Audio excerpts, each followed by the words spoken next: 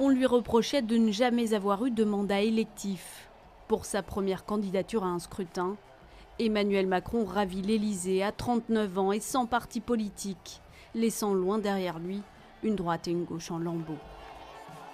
Une accession au pouvoir à l'image d'une courte carrière marquée par une facilité à franchir les étapes.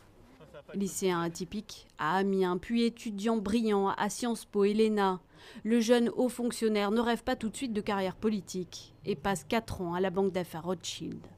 Un passé qui lui collera à la peau, mis en avant en permanence comme un défaut par ses adversaires.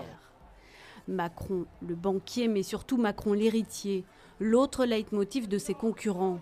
Car François Hollande est partout dans son parcours politique.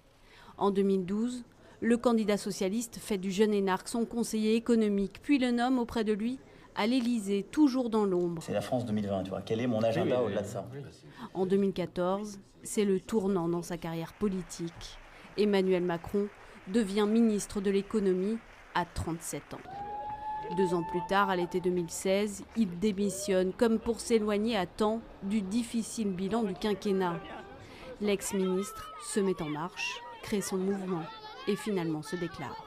Le projet qui est le mien pour vous, ça n'est pas de rassembler la gauche, ça n'est pas de rassembler la droite, c'est de rassembler les Françaises et les Français. Parfois moqué, parfois admiré pour son énergie, Emmanuel Macron fait parler de lui et déplace les foules.